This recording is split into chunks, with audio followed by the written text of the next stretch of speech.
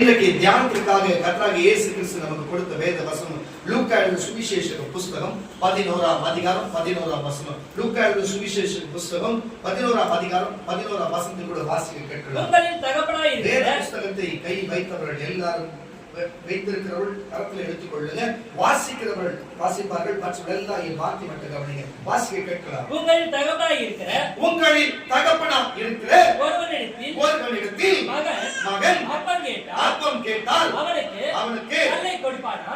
அப்பம் கேட்டால் கல்லை கொடுப்பானா? மீனை கேட்டால் மீனுக்கு பதிலாக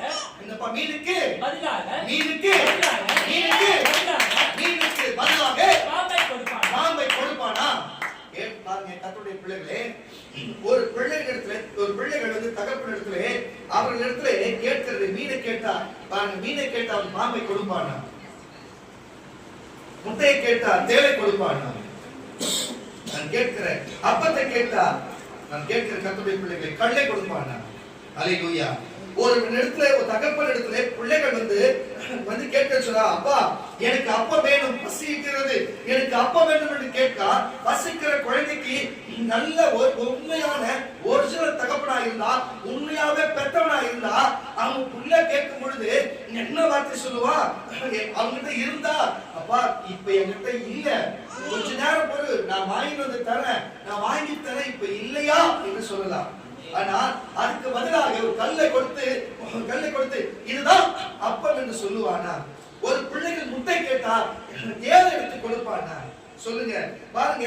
மீனை கேட்டா எனக்கு மீன் வேணும், எனக்கு புசிப்பதற்கு நான் பசியா இருக்கிறேன், எனக்கு மீன் வேணும் என்று கேட்கும் பொழுது கையில வெட்டி இல்லாத பொழுது இல்லைன்னு சொல்லலாம். ஆனா கையில இருந்து அதுக்கு பதிலாக மீனுக்கு பதிலாக பாம்பை பிடிச்சு கொடுத்து சாப்பிடுன்னு சொன்னா அந்த பாம்பு கையில வாயில கொத்தி விடாதா? இப்பேற்பட்ட காரியத்தை நல்ல தகப்பன் செய்வானா? அல்லேலூயா. ஆனா நான் சொல்லுகிறேன், எந்த ஒரிஜினலா உண்மையா இருக்கிற எந்த தகப்பனும் பூமியில தகப்பன் செய்ய மாட்டான். கேட்டதா ஒண்ணு இல்லன்னுவா, இருந்தா கொடுப்பான். அதுதான் உண்மை. இருந்தா இருக்குன்னு கொடுப்பான், இல்லன்னா இல்லன்னு சொல்லுவான். தவிர கேட்கறதுக்கு மாறுதலா பாருங்க. அந்த கிட்ட கல்லை கொடுக்கிறதோ, மீனை கேட்ட பாம்பை கொடுக்கிறதோ எந்த தகப்பனும் செய்ய மாட்டான். அப்படி மீறி அந்த தகப்பன் செய்யணும்னு சொன்னா, ஒண்ணு அவன் மனநிலை குறைவுள்ளவனா இருக்கலாம், இரண்டாவது அவன் போதையின் வெளியில இருக்கலாம். இதுதானே தவிர மற்றபடி எந்த தகப்பனும் இப்படிப்பட்ட காரியத்தை செய்ய மாட்டான். இந்த உலகத்தில் இருக்கிற தகப்பனை குறித்து வாசிக்க வசனத்தை கூட உங்களின் தகப்பனாய் இருக்கிற ஒருவனிடத்தில் மகன் அப்பம் கேட்டால் அவனுக்கு கல்லை கொடுப்பானா? என்னப்பா கல்லை கொடுப்பானா? மீனை கேட்டா மீனுக்கு பதிலாக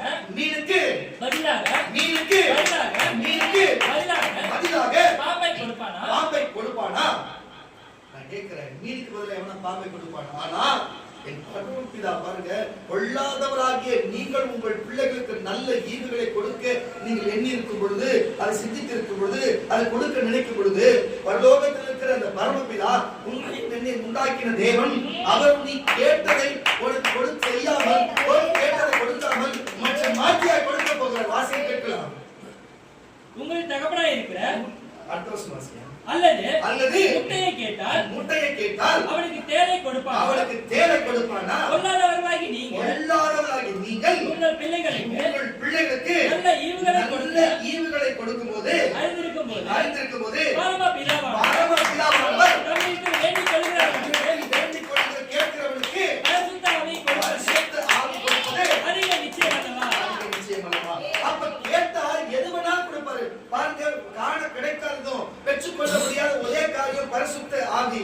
அதையே கேட்கும்படி கொடுப்பார் என்று சொன்னா, உலகத்துல உணவாகிலும் உடையாகிலும் பணமாகிலும் பொருளாகிலும் முதலாவது ராஜ்யத்தை நீதி தேடுகிற யாவையும் கூட கொடுக்கப்படும் என்று சொன்ன தேவன், அப்ப பெற்ற தகப்பன பொல்லாதவராகிய நம்மளே நம்ம பிள்ளைகளுக்கு நல்ல ஈவுகளை நம்ம கேட்டு அறிந்திருக்கும் பொழுது, பரிசுத்த உத்தமராகிய பரமபிதா நமக்கு நம்ம அவரிடத்துல கேட்கிறதை நம்ம கொடுக்காமல் போய்விடுவாரா? அல்லேலூயா. பரிசுத்த ஆவியே கொடுக்கும் பொழுது இந்த பூமியில இருக்கிற மற்ற என்ன நம்ம கொடுக்காது இருக்கிறோம், எல்லாத்தையும் தன்னுடைய குமாரனையே சொந்த குமாரனையே நம்ம கொடுத்திருக்கும் பொழுது உலகத்தினுடைய தேவையை நம்ம சந்திக்காத கொடுக்காம போயிடுவாரா? இந்த வார்த்தையில இந்த வசனத்துல இருக்கிற ஒரு வார்த்தை என்று சொன்னா பதிலாக என்று சொல்லி பாம்புக்கு பதிலாக பாருங்க, மீனுக்கு பதிலாக பாம்பை கொடுப்பானா? பதிலாக. அப்ப ஒன்று இருக்கிறது சொன்னா அதுக்கு பதிலாக இப்போ பெட்ரோல்ல ஓடுகிற 2 சக்கர வாகனங்கள் இருக்குன்னு சொன்னா நல்லா புரிஞ்சுக்கொள்ளுங்க. பெட்ரோல்ல ஓடுகிற 2 சக்கர வாகனங்கள் சொன்னா இப்போ இருக்கிற காலகட்டத்திலே பெட்ரோல்ல விலைவாசி ஏறி உயரும். அது மட்டும் இல்லாம பெட்ரோலும் டீசலும் இனி கிடைக்க போகிறது. இதுதான் காரியம். ஆனா இப்படிப்பட்ட காரியம் இருக்கும் பொழுது அதுக்கு மாற்று வழியாக எல்லாருமே வாகனத்திலே போய் பயணப்பட்டு பழகிவிட்டார்கள். இப்போ வாகனம் இல்லை சொன்னா எப்படி போவார்கள்? எல்லாமே மறுபடியும் ஒரு 1000 வருஷத்துக்கு பின்னோக்கி போகிற காலம் வந்துவிடும். அதனால இப்ப மாற்றாக என்ன சொல்லுவாங்க? பதிலாக எலக்ட்ரிக்கல் ஸ்கூட்டர் பயன்படுத்துறாங்க. இன்னைக்கு மின்சாரத்துக்கு பதிலாக சோலாரை பயன்படுத்துகிறாங்க. மாற்றாக. புரியுதா இல்லையா? புரிஞ்சுக்கொள்ளுங்க.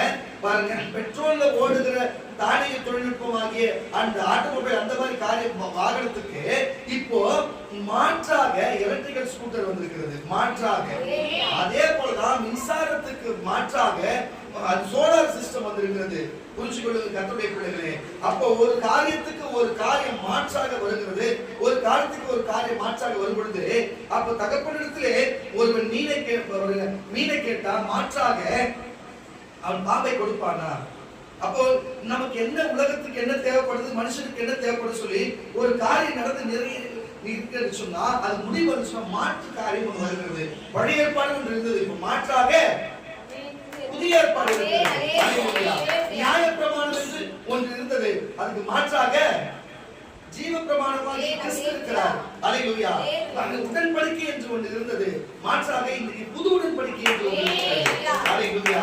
அது போல ஒவ்வொரு காரியத்துக்கும் மாற்றாக ஒரு காரியத்தை செய்திருக்கிறாங்க. ஆனால் பாருங்க அப்பத்தை கேட்டா, பாருங்க மீனை கேட்டா மாற்றாக அவனுக்கு பாம்பை கொடுப்பானோ? உலகத்தில் இருக்கிற எந்த மனுஷன் கொடுப்பானோ கொடுக்கலையோ 2வது பட்சம். ஆனா கொள்ளாதவர்களாக நீயும் நானும் நல்ல ஈவை தேர்ந்தெடுத்து கொடுக்கும் பொழுது நம் பிள்ளைகளுக்கு நம்ம உண்டாக்கிற தேவன் ஆண்டவராக இயேசு கிறிஸ்து நமக்கு நன்மையை நமக்கு கொடுத்தாங்க. என்ன செய்யறாரு? மாற்றாக இல்ல, அவர் நமக்கு கேட்கிறதே கொடுக்கிற தேவனாக இருக்கிறார். அல்லேலூயா. அப்ப மாற்றம் என்பது காரியத்தை மறுபடியும் வசனத்தை வாசிக்கலாம். 11 கூட உங்கள் தகப்பனாய் இருக்கிற ஒருவனிடத்தில் மகன் அப்பம் கேட்டார் அவனுக்கு கல்லை கொடுப்பானா? மீனை கேட்டால் மீனுக்கு பதிலாக பாம்பை கொடுப்பானா? மீனுக்கு பதிலாக பாம்பை கொடுப்பானா? அப்போ பதிலாக அவன் சொல்லி மாற்றத்தை கொடுக்கிறான்னு சொன்னா, அப்ப மாற்றாக என்று சொன்னாலும் பதில் என்ற வார்த்தையினுடைய பொருள் இருக்குது, மாற்றம் என்ற பொருளாக இருக்கிறது. புரியுதா உங்களுக்கு? பதிலாக. புரியுதா? நான் பதிலாமையா, நான் பதிலா அப்படின்னு சொல்லுவாங்க. கேள்விக்கு நான் பதிலான்றது புரியுதா உங்களுக்கு? அது போல பதில் என்ற வார்த்தை பதிலாக அதுக்கு மாற்று என்ற ஒரு பொருள் இருக்கிறது தமிழ்ல. அது புரிஞ்சுக்கொள்ளும் கர்த்தருடைய பிள்ளைகளே. என்ன சொல்ல வருகிறோம் என்று சொன்னா, ஒரு சம்பவம் ஆதியாகம புஸ்தகத்திலே ஒரு சம்பவம் நடந்தது. எங்க அந்த நாட்டு ஆதியிலே ஒரு பெரிய சம்பவம் நடந்தது. என்ன சம்பவம் கேட்டீங்கன்னா, ஆதாம் ஏவாளுக்கு 2 ஆண் பிள்ளைகள் இருந்தார்கள். அல்லேலூயா. ஒருவன் பேர் காயின் என்று சொல்லப்படுகிறது, இன்னொருவன் ஆபேல் என்று சொல்லப்படுகிறது. உங்களுக்கு நல்லா தெரியும், ஆபேலும் காயினும் என்ன செய்யறான்னு சொன்னா தேவனுக்கு ஆராதனை செய்து தேவனுக்கு பலிகளை செலுத்தி வருகிறவர்களாக இருந்தார்கள். அல்லேலூயா. அப்படி பலி செலுத்தி வருகிறதே ஆபேலுடைய காணிக்கைகளை தேவன் அங்கீகரிக்கிறவராக இருந்தார். ஆனால் காயினுடைய காணிக்கைகளை தேவன் அங்கீகரிக்கவில்லை. அது என்ன காரியம் என்று அது நமக்கு இப்போ விஷயம் அல்ல. ஆனால் அந்த காரியத்தை தேவன் அங்கே என்னுடைய பலிகளை ஏற்றுக்கொள்ளவில்லை, ஆனால் ஆபேலின் பலியை மட்டும் ஏற்றுக்கொண்டாரே என்று அவன் கோபம் கொண்டு மூர்க்கம் கொண்டு என்ன காரியத்தை செய்தார் சொன்னா, கோபத்தின் நிமித்தம் முதல் கொலை எங்க நடக்கிறது? தன் ஒரே குடும்பத்திலே முதல் பிறந்த சகோதரன் இளைய சகோதரன் என்ன செய்யறான்னு சொன்னா, அவனை அன்றைக்கு தான் முதல் கொலை வருகிறது. ஆபேலை கொன்று போடுகிறான், ஆபேல் அங்கு மரித்து போகிறான். நல்லா புரிஞ்சுக்கொள்ளுங்க. முதல் ஆதாம் உண்டாக்கப்பட்டார். ஆதாமுடைய ஏவாள் உண்டாக்கப்பட்டார். ஏவாள் உண்டாக்கி 2 பேரும் சந்தோஷமாய் வாழ்ந்தார்கள். பிள்ளை என்று முதல் பூமியில பாருங்க, இவர்கள் தோற்றுவிக்கப்பட்டவர்கள். எல்லாம் புரிஞ்சுக்கொள்ளுங்க. படைக்கப்பட்டவர்கள் யாரு? பூமியிலிருந்து மண் எடுத்து ஆதாமை தேவன் படைத்தார். நல்லா புரிஞ்சுக்கொள்ளுங்க. அந்த படைப்புக்குள்ளிருந்து மண்ணிலிருந்து படைத்தது மனுஷன் பெயரிட்டு, அதுக்கப்புறம் அவனுடைய விழா எலும்பிலிருந்து மனுஷனிலிருந்து பிறக்கப்பட்ட மனுஷன் என்று விழா எலும்பிலே ஏவல உண்டாகிற மனுஷன் என்று பெயரிட்டு அவங்க இருவருக்கும் கலப்பாகி முதல் பிள்ளை அங்கே காயின் பிறக்கிறார். அவங்க முதல்ல அப்பதான் அந்த அனுபவம் இருக்குது. சந்தோஷம் என்று சொன்னா பிள்ளை வயிற்றுல இருக்கிறது என்னன்னா பிள்ளை பிறந்தா என்னன்னு சொல்லி முதல்ல நம்மளை போலவே ஒரு பிள்ளை பிறக்கிறது அவங்க ஆச்சரியப்படுது. முதல் காரியம் நடக்கிறது. பிறகு இரண்டாவது பிள்ளை பிறக்கிறது. அல்லேலூயா. அவங்க முதலாவது பிள்ளை பிறக்கிறது, பிள்ளை வளர்கிறது, பிள்ளை வளர்ந்து ஆளாகிறது, அப்பதான் பார்க்கிறார்கள் முதல் முறையாக இருக்கிறது. ஆனால் அதே போலவே சாவு என்பதையும் மரணம் என்பதும் அவர்கள் பிள்ளைகள் காண்பிக்கும் பொழுது அவங்களுக்கு மிகுந்த கண்ணீராக இருக்கிறது. அப்ப யோசனை பண்ணி பார்க்கிறார்கள், ஐயோ என் மகன் ஆபேல் போய்விட்டானே, அவன் நல்ல மகனாகிவிட்டது என்று சொல்லி மன வேதனையோடு மன துன்பத்தோடு துயரத்தோடு ரொம்ப கவலையோடு, அவன் கவலை என்பதை அப்பதான் பார்ப்பாங்க போல. அப்ப கவலைப்பட்டு இருக்கும் பொழுது தேவன் அவங்களுக்கு வந்து ஒரு காரியத்தை செய்கிற. நல்லா புரிச்சு கொள்ளுங்க. அதுக்கப்புறம் ஆபேலுக்கு அப்புறம் அநேக குமாரர்கள் பிறந்தார் என்று வேதம் சொல்கிறது. நிறைய பிள்ளைகள் பிறந்தாங்க, அவங்களுக்கு நிறைய பிள்ளைகள் பிறந்தாங்க. ஆனா நான் சொல்லுகிற கர்த்தருடைய பிள்ளைகளே, எத்தனை ஒரு தாய்க்கு எத்தனை பிள்ளைகள் பிறந்தாலும் சரி, ஒரு தகப்பனுக்கு எத்தனை பிள்ளைகள் பிறந்தாலும் சரி, ஆனா அதுல ஒரு பிள்ளை தவறி போச்சுன்னு சொன்னா அவங்க குடும்பத்துல எவ்வளவு மன வேதனையா இருக்கும். அல்லேலூயா. என் தம்பி தவறினதுக்கு எங்க தகப்பனுக்கு எத்தனை ஆண்டுகள் அவருடைய துக்கத்துல இருந்தாலும் எங்களுக்கு தெரியும். நாங்க இன்னைக்கு வரைக்கும் என் தம்பி ஒரு தவறினதுக்கு இன்னைக்கு வரை எங்களுக்கு மனப்பச்சலா இன்னைக்கு வரைக்கும் இப்படிப்பட்ட காரியம் நடந்தது என்று சொல்லி நான் எதுக்கு சொல்லுன்னு சொன்னா, அப்ப பெத்த தாய்க்கும் தகப்பனுக்கும் அப்படி ஒரு பிள்ளை இல்லைன்னு போனா, வளர்த்து ஆளான பிள்ளை ஒண்ணு இல்லைன்னு போனா அவங்களுக்கு எவ்வளவு ஒரு மன வருத்தத்தை தரும். ஒரு ரவுடியாவோ ஒரு பொறுக்கியாவோ ஒரு கொலைகாரனாவோ இல்லைன்னு சொன்னா எல்லாரும் போட்டு தொல்லை கொடுக்கிறவனாவா இருந்து அவன் செத்த அப்படிப்பட்ட பிள்ளைகள் செத்தா கூட அப்பயும் தாய்க்கு தகப்பனுக்கும் ஒரு கஷ்டமா தான். ராமண்ணா அவரு ராமண்ணா அப்போ பாருங்க, தேவன் மேல அன்பு கொண்டு தேவனுக்கு பலிகளை செலுத்தி அந்த பலியை தேவனை அங்கீகரிக்கும் அளவுக்கு ஒரு தேவன் தொடர்புள்ள ஒரு மனுஷனா இருக்கும் பொழுது, அப்போ அவன் மரித்து போகும் பொழுது தாய்க்கு தகப்பனுக்கு எப்பேற்பட்ட வேதனையா இருக்கும். ஆமனே சொல்லுங்க. தேவன் என்ன செய்திருப்பார் அந்த காரியத்துல? அந்த நேரத்தில் தேவன் என்ன காரியத்தை செய்திருப்பார்? அல்லேலூயா. தேவன் என்ன செய்தார் என்று சொன்னா, அவருடைய கண்ணீர்களை பார்த்து கவலையை பார்த்து அங்க பாருங்க, ஆபேலுக்கு பதிலாக சேத் என்றவனை மறுபடியும் ஆபேலுக்கு பதிலாக நல்லா புரிச்சு கொள்ளுங்க. தகப்பனும் தாய் திருப்பி பழகினால் மறுபடியும் பிள்ளைகள் பிறக்கும். நல்லா புரிஞ்சுக்கும், பிள்ளைகள் பிறக்கும். அந்த பிள்ளைகள் அவங்க சொல்லல, தேவன் சொல்றா ஆபேலுக்கு பதிலாகவே தன் தாயை கொடுக்கிறேன்னு சொல்லி அவனுக்கு பதிலாக அவனே ரூபம் கொண்டு அவனு முகத்தை போல அவனை போலவே மறுபடியும் இன்னொரு பிள்ளையை கொடுத்தாராம். புரியுதா இல்லையா உங்களுக்கு? தாய்க்கு தகப்பனுக்கு நிறைய பிள்ளைகள் பிறக்கும். செத்து போன பிள்ளைக்கு பதிலா பிள்ளை பிறந்ததான். அது அடுத்த பிள்ளைன்னு சொல்றேன், அதுக்கு பதிலா பிள்ளை கொடுக்கிறது தேவன் சொன்னாரா? நான் சொல்லுகிறேன், எப்பொழுதுமே எல்லா காரியத்துக்கும் அவர் பதில் செய்கிற தேவனாக இருக்கிறார். பாருங்க, ஆபேலுக்கு பதிலாக அவர் சேத்தை உண்டாக்கினார் என்று அவர் கொடுத்தார் என்று வேதம் சொல்லுகிறது. அல்லேலூயா. வாசிக்க கேட்க ஆதியாகம புஸ்தகம் 4ஆம் அதிகாரம் 25ஆம் வசனம். பின்னும் ஆதாம் தன் மனைவியை அறிந்திருந்தான். பாருங்க, தன் மனைவியை அறிந்தான். அவள் ஒரு குமாரனை பெற்று காயின் கொலை செய்த ஆபேலுக்கு பதிலாக இன்னைக்கு பதில் என்ற தலைப்பிலே நீங்க தலைப்பு எழுதி கொடுங்க. ஆபேலுக்கு பதிலாக சொல்லுகிறேன். இந்த வார்த்தை வர வேண்டிய அவசியம் இல்ல. அதுக்கப்புறம் நீங்க தேவன் சொன்னாலும் பழகினா ஒன்னா சேர்ந்தா பிள்ளை பிறகுதான் தெரியும். ஆனா அதெல்லாம் வந்து ஆபேலுக்கு இணையாகாது. ஆபேலுக்கு பதிலாக தனியா ஒரு பிள்ளை கொடுக்கணும்னு சொல்லி ஆபேலுக்கு அங்க சேர்த்து பிறந்தார். சேர்த்துக்கு அப்புறம் நிறைய ஆண் பிள்ளைகள் பெண் பிள்ளைகள் பிறந்தார்கள். எதுக்கு சொல்கிறது சொன்னா, தேவன் பதில் செய்கிற தேவனா இருக்கிறார். வசன வாசிக்க கேட்கலாம். பின்னும் ஆதாம் தன் மனைவியை அறிந்தான். அவள் ஒரு குமாரனை பெற்று காயின் கொலை செய்த ஆபேலுக்கு பதிலாக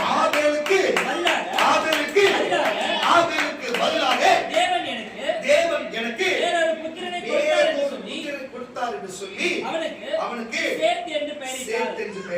பேருடைய அர்த்தமே கொடுத்தார் என்று பாருங்க. நான் சொல்லுகிறேன். அதுக்கப்புறம் வாசி அதுக்கப்புறம் தொடர்ந்து பார்த்து வச்சுக்கிறேன். பாருங்க, தொடர்ந்து பிள்ளைகள் பிறந்ததா இருக்கு. எதுக்கு இதை நான் சொல்லுகிறேன்னு சொன்னா, கர்த்தருடைய பிள்ளைகளே, அப்போ தேவன் பார்த்து கொண்டு இருக்கிற வேலையிலே, தேவன் நேசித்துக் கொண்டிருக்கிற காரியத்திலே ஏதாவது ஒன்று இல்லாது போனா அதுக்கு பதிலாக தேவன் கொடுத்து விடுவார். நம்ம தேவனை நேசித்து தேவனோடு ஓடி தேவனை பற்றி கொண்டு அவருடைய கட்டுப்பாட்டில் அவருடைய அனுகிரகத்திலே இருக்கும் பொழுது அவருக்கு அந்த நேரத்தில் நமக்கு ஏதாகிலும் துர்தர்ஷவிதமா ஏதாகிலும் ஒரு காரியம் இருந்தாலும் சரி, அதுக்கு பதில் அல்லேலூயா எழுதினவர்களுக்கும் பதில் செய்வார். அதுக்கு பதிலாக நமக்கும் நன்மை செய்ய வல்லவராய் இருக்கிறார். கர்மத்தச்சவர்களே சொல்லுவோமா? அல்லேலூயா. இன்னைக்கு நான் சொல்லுகிற கர்த்தருடைய பிள்ளைகளே, ஒருவேளை பிசாசு இன்னைக்கு உலகத்தில் இருக்கிற அநேக மனுஷர்களை வேணாலும் தன் பக்கத்தில் இழுத்து அடிமையா வைத்திருக்கலாம்.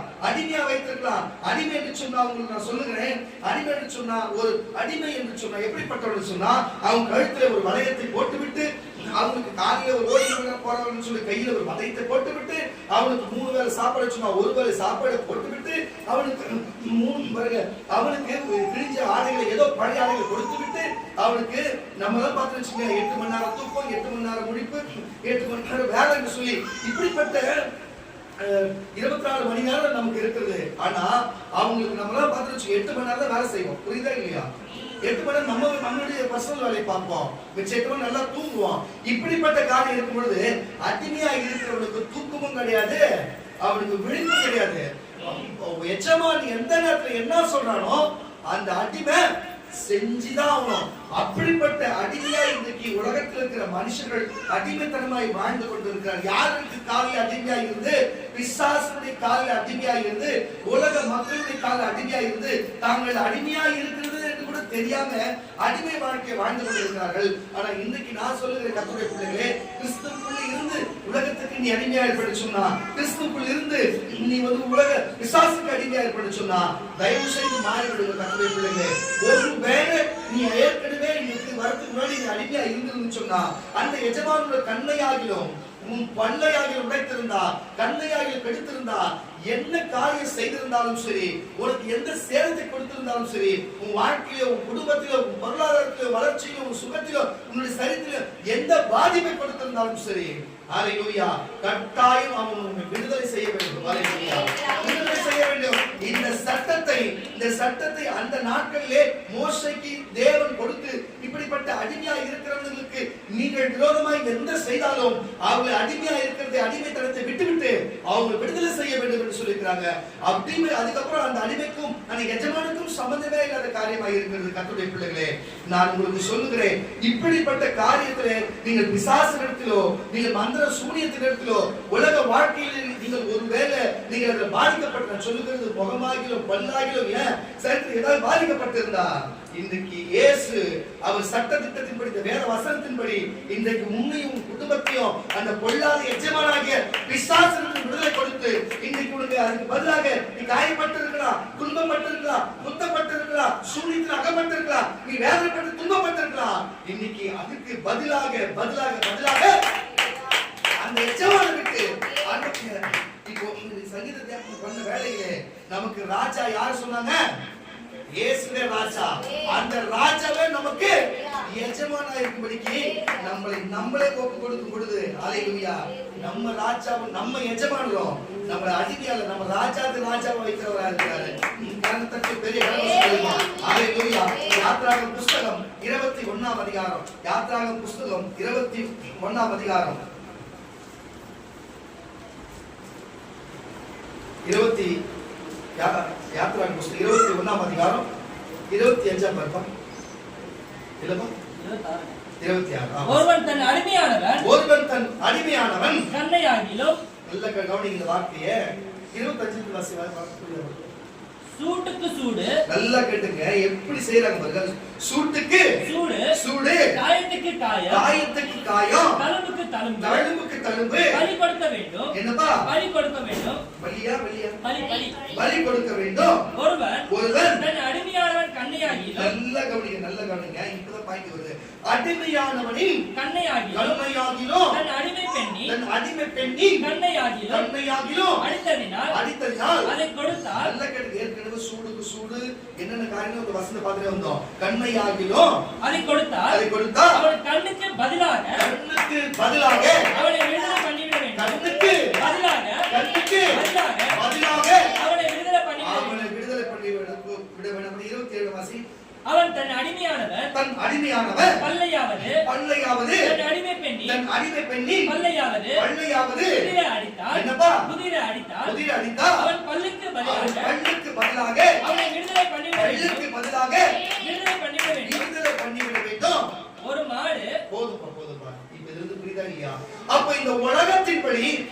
நீங்கள் எங்கெங்கெல்லாம் அடிமைப்பட்டு இருக்கிறீர்களோ, எந்த போதையில் அடிமைப்பட்டு இருக்கிறீர்களோ, பணத்துக்கு அடிமைப்பட்டு இருக்கிறீர்களோ, நீங்க அரசியலுக்கு அடிமைப்பட்டு இருக்கிறீர்களோ, உலக வாழ்க்கையில் அடிமைப்பட்டு இருக்கிறீர்களோ, எந்த பாவத்துக்கு அடிமைப்பட்டு இருக்கிறீர்களோ, எந்த சரீரமான பிராணத்துக்கு நீங்க அடிமைப்பட்டு இருக்கிறீர்களோ, அது நிமித்தம் ஏதாவது உங்களுக்கு சேதம் வந்திருந்தா, அது நிமித்தம் ஒரு சரித்திர பலவீனம் வந்திருந்தா, அது நிமித்தம் குடும்பத்தில் ஒரு பலவீனம் வந்திருந்தா, அது நிமித்தம் ஒரு பிரச்சனை போராட்டங்கள் வந்திருந்தா, ஐயோ இந்த பிரச்சனை, இந்த போராட்டம், இந்த கஷ்டமோ என்னால் தாங்க முடியல, எனக்கு விடுதலை கொடுக்க இயேசு வேண்டும் எனக்கு வந்திருந்தா, இந்த பிரச்சனை மாத்தி இயேசு நல்ல செய்வார் வந்திருந்தா, இன்னைக்கு ஏற்கனவே உனக்கு இருந்த அடிமையா இருந்த அந்த எஜமானன் உனக்கு பல்லையோ இல்ல கண்ணையோ இல்ல சூட்டுக்கு சூடோ இல்ல சரித்த எந்த உபாதைகள் கொடுத்திருந்தாலும் இன்னைக்கு அதுக்கு பதில் அவனை செய்ய தேவையில்ல, அதுக்கு பதில் உங்களுக்கு விடுதலை, அதுக்கு பதில் உங்களுக்கு விடுதலை, அதுக்கு பதிலாக அப்ப நான் சொல்லுகிற கர்த்தருடைய பிள்ளைகளே, உலகத்து புறஜாதி மக்களுக்கு, ஒரு அடிமை மக்களுக்கு, ஒரு கீழ்ப்படியாத மக்களுக்கு, வணங்கா கழுத்துள்ள மக்களுக்கு,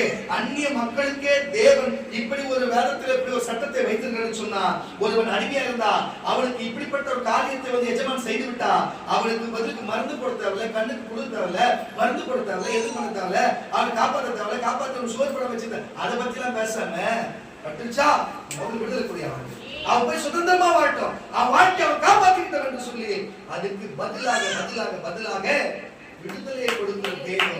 அல்லேலூயா. அப்ப கஷ்டப்பட்டு ஒரு குடும்பத்துல கஷ்டம், பணத்துல கஷ்டம், போதையில கஷ்டம், பிரச்சனை, போராட்டம், சூனியம், மந்திரம், வாழ்க்கை முன்னேற ஜானியம் முடம் இருக்குது, கஷ்டம் நஷ்டத்துல நீ அனுபவிச்சு ஏற்கனவே நீ கஷ்டத்தோடு இந்த சபைக்கு வந்திருப்பான்னு சொன்னா, இது டிவில இந்த பேஸ்புக்லயும் யூடியூப்ல பார்க்கிற கர்த்தருடைய பிள்ளையே, நீ இப்படிப்பட்ட வேற சமூகத்தை சார்ந்தவள், நீ கண்ணீரோடு பார்த்து கொண்டிருக்கிறதை நான் பார்க்கிறேன்.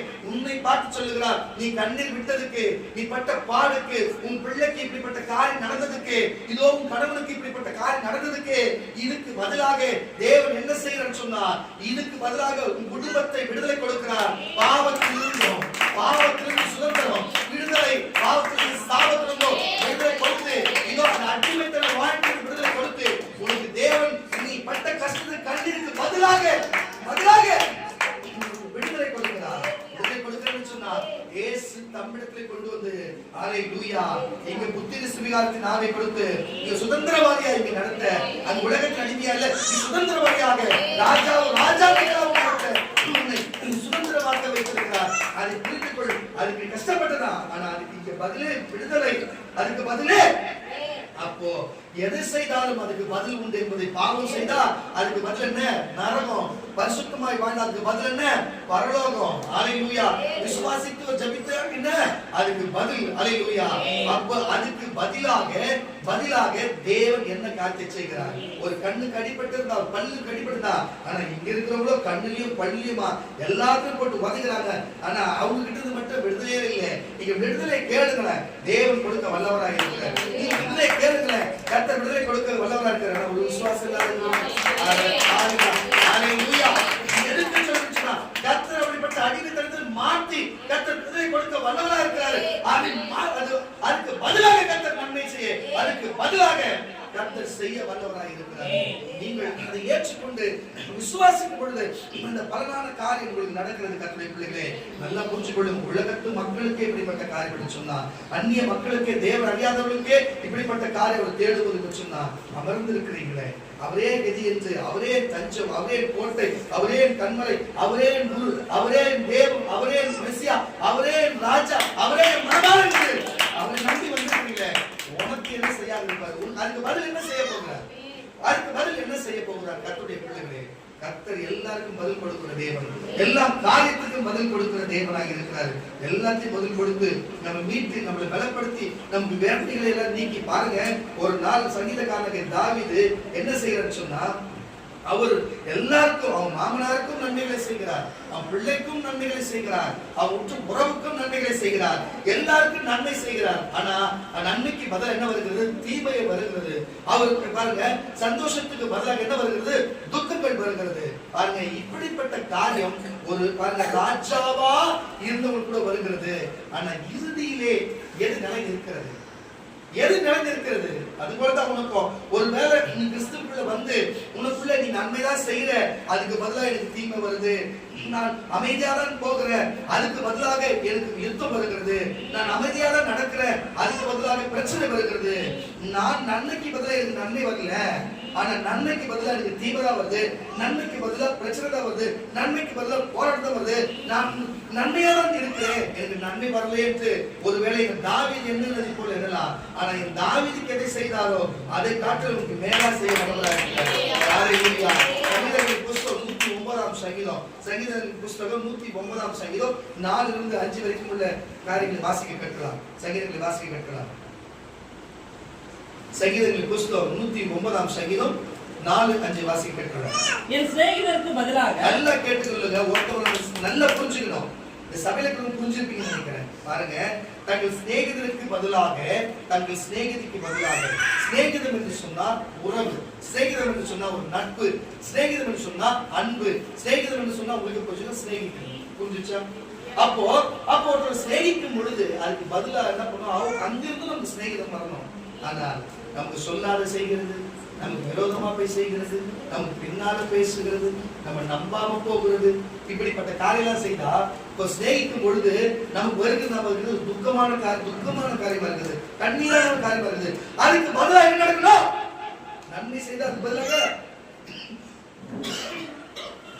நம்ம நன்மை வரணும். ஆனா என்ன வருது? வாசி பாப்பா சொல்லு. என் சிநேகிதத்துக்கு பதிலாக, என்னுடைய பாருங்க, நான் பழகுகிற நட்புக்கு பதிலாக என்னை விரோதிக்கிறார்கள். பாருங்க, நட்பா இருக்கிறதுக்கு பதிலாக விரோதிக்கிறார்கள், நட்பா இருக்கிறதுக்கு பதிலாக விரோதிக்கிறார்கள், நான் சிநேகிதத்துக்கு பதிலாக விரோதிக்கிறார்கள், என்னை விரோதிக்கிறார்கள். நானோ ஜெபம் பண்ணி கொண்டிருக்கிறேன், நான் ஜெபம் பண்ணி கொண்டிருக்கிறேன். நன்மைக்கு பதிலாக, நன்மைக்கு பதிலாக, நன்மைக்கு பதிலாக, நன்மைக்கு பதிலாக, நன்மைக்கு பதிலாக எனக்கு தீமை என்னப்பா? என்னை தீமை செய்கிறார்கள், எனக்கு தீமை செய்கிறாங்க. என் சிநேகத்துக்கு பதிலாக, என்னுடைய நட்பு என்னும் சிநேகத்துக்கு பதிலாக என்னை பகைக்கிறார்கள், என்னை பகைக்கிறார்கள், பகைக்கிறார்கள், பகைக்கிறார்கள். அல்லேலூயா. ஏன் அமர்ந்திருக்கிறவங்க தெரியாதா? நட்புன்னு தான் பழகணும். ஆனால் எவ்வளவு பெரிய வேலையை கொண்டு வந்து வச்சிருக்கோம். அல்லேலூயா. நல்லா தான் பேசி எல்லாத்தையும் உதவி செய்தோம், ஆனா நமக்கு தெரியாத செய்கிறார்கள். புரியுதா இல்லையா உங்களுக்கு? எவ்வளவு ஒரு மன குலைச்சலை கொடுக்கும், அது எவ்வளவு மன வேதனை கொடுக்கும். நீ இல்லைன்னா ஒண்ணுமே இல்லை, நீ தான் எல்லாம். இப்போ நீ இருக்கிறியோ இல்லையோ என்னத்தை சொல்லுகிறது? அல்லேலூயா. தாவீதுக்கு அப்பவே இப்படிப்பட்ட மனுஷர்லாம் விடுதலை சுவிசேஷம் சபைக்குள்ளும் இருப்பார்கள், இது செமஞ்சை பெரும்பாக்கம் பகுதியிலும் இருப்பார்கள், தமிழகம் முழுவதும் இருப்பார்கள் என்று அன்றைக்கே கணித்திருக்கிறார்கள். அல்லேலூயா. சிறைவேல மட்டுமல்ல, நம்ம பக்கத்தில் இருக்கிற என் உறவுகளிலும் இல்லையா, குடும்பத்தில் இல்லையா, சபை இல்லையா, நம்ம பழக்கிற பழக்கத்தில் இல்லையா? வாசிக்க கேட்கலாம். வாசியா. என் சிநேகிதத்துக்கு பதிலாக, நான் பழகிற அன்போடும் நான் சிநேகத்தோடு நான் சிநேகத்துக்கு பதிலாக என்னை விரோதிக்கிறார்கள், என்ன பதிலாக விரோதிக்கிறார்கள், நம் சிநேகத்துக்கு பதிலாக விரோதிக்கிறார்கள், என்ன விரோதிக்கிறாங்க. நானோ ஜெபம் பண்ணி கொண்டிருக்கிறேன், நான் ஜெபம் பண்ணி கொண்டிருக்கிறேன். நன்மைக்கு பதிலாக என்ன சொல்லு? ஜெபம் பண்றீங்களா இல்லையா? நம்ம கண்டுபிடிச்சிட்டு போறாங்க இல்லையா? அப்பா ஊரே சபையே கால் போயிடுது, தெரியாதா? வாசி. நன்மைக்கு பதிலாக, நன்மைக்கு பதிலாக எனக்கு தீமை செய்கிறார்கள், தீமை செய்கிறார்கள். என் சிநேகிதத்துக்கு பதிலாக, என் சிநேகிதத்துக்கு பதிலாக என்னை பகைக்கிறார்கள், என்னை பகைக்கிறார்கள். என் ஜீவனோடு வாசிக்க சொல்லலாம். நன்மைக்கு பதிலாக, நன்மைக்கு பதிலாக எனக்கு தீமை செய்கிறார்கள், நன்மைக்கு பதிலாக தீமை செய்கிறார்கள், நன்மைக்கு பதிலாக தீமை செய்கிறார்கள். என் சிநேகிதத்துக்கு பதிலாக, என்னுடைய பழக்கவழக்க என்னும் சிநேகிதத்துக்கு பதிலாக என்னை பகைக்கிறார்கள், என்னை பகைக்கிறார்கள். தாவீது சொல்லுகிறார், இப்படிப்பட்ட காரியத்தை அவருக்கே செய்யும் பொழுது சாதாரண மனுஷனாகி உனக்கும் எனக்கும் செய்யாது இருக்கிறாங்கன்னா ஆச்சரியப்படுறது. அவ செய்யறாங்கன்னா அது இயல்பாக அப்படிதான் செய்வாங்க. அல்லேலூயா. நான் சொல்லுகிற கர்த்தருடைய பிள்ளைகளே, கண்ணியத்துக்கு பதிலாக என்னத்துக்கு பாருங்க, அன்புக்கு பதிலாக, சிநேகத்துக்கு பதிலாக, உறவுக்கு பதிலாக, நன்மைக்கு பதிலாக இப்படிப்பட்ட காரியங்களை பதிலாக என்ன செய்கிறார்கள்? விரோதத்தையும் கண்ணீரையும் கஷ்டத்தையும் கொடுக்கிறார்கள். இந்த உலக மனிதர்கள் புரிஞ்சு கொள்ளும் கர்த்தருடைய பிள்ளைகளே, நீங்க வந்திருக்கிற ஒருவேளை உன் நட்புகள் உனக்கு இப்படிப்பட்ட பதிலாக உங்க துக்கத்தை கொடுத்தார்களா? உறவுகள் இப்படிப்பட்ட சிநேகத்துக்கு பதிலாக துக்கத்தையும் கஷ்டத்தையும் கொடுத்தார்களா? இல்ல உன் சபை அப்படி கொடுத்ததா? யார் உங்களுக்கு கொடுத்தது? அல்லேலூயா. ஆனா தாவீதுக்கு யார் அதை மாற்றினது? தாவீதுக்கு யார் மாற்றினது? அவர் இன்னமும் இருக்கிறார். தாவீதுனால இன்னைக்கு பரலோகத்தில் இருக்கிறார். இயேசு இன்னைக்கு நம்மளோடு தான் இருக்கிறார். ஹalleluya. அதுக்கு பதிலாக மாற்றத்தை கொடுக்க ஆபேல் பாருங்க, ஆபேலுக்கு பதிலாக அங்கு சேத்தை கொடுக்கிறவர் இருக்கிறார் என்று சொன்னார். ஹalleluya. ஆபேலுக்கு பதிலா சேத்தை அங்க ஆதாமுக்கு ஏவாளுக்கு கொடுக்க ஒருவர் இருக்கிறார் என்று சொன்னார். ஒரு அடிமையுடைய மகனுக்கு அடிமை பிள்ளைகளுக்குமே அவங்களுக்கு ஒரு பாதிப்பு உண்டானா அவங்களுக்கு அதுக்கு பதிலாக விடுதலை கொடுக்கிற ஒருவர் இருக்கிறார் என்று சொன்னார். அப்ப தாவீதுடைய காரியங்களுக்கு பதில் கொடுத்தவர் இருக்கிறார் என்று சொன்னார். உனக்கு விரோதமாக இருக்கிற காரியத்துக்கு பதிலாக, உன் பிரச்சனைக்கு பதிலாக, உன் போராட்டத்துக்கு பதிலாக, உன் பசுத்துக்கு பதிலாக, உன் நீதிக்கு பதிலாக எழுப்புகிற காரியத்துக்கு பதிலாக அவரே பதில், அவரே பதில். ஹalleluya. அதை மட்டும் புரிஞ்சு கொள்ள வேண்டும். கர்த்தருடைய பிள்ளைகளே புரிஞ்சு கொள்ளணும். பாருங்க, யோபுவை குறித்து பாருங்க. யோபு எப்பேற்பட்ட ஒரு செல்வ சீமானாய் வாழ்ந்தவர். அவருக்கு இல்லாத காரியமா, அவருக்கு இல்லாத செல்வமா, அவருக்கு இல்லாத பிள்ளைகளா, அவருக்கு இல்லாத ஒட்டகமா, அவருக்கு இல்லாத ஆடு மாடு மந்தைகளா, எல்லாமே இந்த செல்வ சீமானாய் வாழ்ந்தார். அப்படிப்பட்ட கர்த்தருக்கு பாருங்க, சன்மார்க்கம் உத்தமமாய் வாழ்ந்த ஒரு மனிதன். அந்த நாட்கள் இன்னைக்கும் யோபுவின் கல்லறை இருக்கிறது. அது எல்லாம் அரபு தேசங்களில் இருக்கிறது. இன்றைக்கும் அரபியர்களும் இஸ்ரேலர்களும் போய் அந்த கல்லறைகளுக்கு தொட்டு அந்த கல்லறை பார்த்து வருகிறார்கள். இன்றைக்கும் அதை பதப்படுத்தி அவ்வளவு இது காரியமாக பயன்படுத்தி வருகிறார்கள். ஏன்னு சொன்னா, வரலாற்றிலே வாழ்ந்த ஒரு மனிதன், தேவனுக்கு உத்தமமாக சன்மார்க்கப்பட்டு வாழ்ந்த மனிதன். ஹalleluya. இன்னைக்கு அவரை போல மனிதர்களை தேடி எடுத்தால் அவரும் கிடைக்காது. அப்படிப்பட்ட கிடைக்காத ஒரு அற்புத காரியத்தை அவர் சரீரத்தை அடக்கம் செய்த இடத்தை பார்த்து விட்டு வருகிறார்கள். இப்படி யாரும் வாழ முடியுமா, இப்படியாக இருக்கப்பட்ட தொட்டாச்சு நமக்கு அப்படிப்பட்ட காரியம் நடந்து விடுமா என்று சொல்லி ஓடுகிற மனிதர்கள் உண்டு. ஆனா அவர் நிகழ்காலத்தில் வாழ பொழுது எப்படிப்பட்டதா இருந்தது. பிசாசு தேவனுடைய சன்னிதானத்தில் போய் இருக்கிறார். தேவன் பார்த்து கேட்க, எங்கிருந்து வருகிறார் என்று கேட்கும் பொழுது, நாம் பூமி எங்கும் சுற்றி உலாவிக்கொண்டு வருகிறேன் என்று சொல்லி, நீ என்ன புதிதாக நான் பண்ணுகிற காரியத்தை பார்க்கிற, நீ என்ன மகனாகிய யோபுவின் மேல் கண்ணை வைத்தது என்ன என்று கேட்கும் பொழுது, அப்பொழுது அவர் பதில் சொல்லுகிறார், நீங்க அவருடைய பணத்தையோ அவருடைய பொருளையோ அவன் சரித்தை எனக்கு கொடுப்பீர் என்று சொன்னா அவன் உங்களை தூசித்து விடுவா, அவன் இப்படிப்பட்ட காரியத்தை விடுவான் என்று எண்ணும் பொழுது தேவன் ஒரு காரியத்தை சொல்லுகிறார், அவன் ஜீவனை மட்டும் விட்டுவிடு, மற்ற எல்லாத்தையும் காரியத்தை செய்ய என்று சொல்லி. உங்களுக்கே தெரியும், இறுதியிலே எல்லாமே சோதித்து அவங்க உச்சம் பாருங்க, உள்ளம் பார்த்தது உச்சம் தலை வரைக்கும் கொடிய பற்கள். உங்களுக்கு கொடிய பற்கள் தெரியுமா? சொரங்கு, அந்த சோரியாஸ்க்கு போல வியாதினா தெரியல உங்களுக்கு, என்ன நச்சுனே இருக்குமே.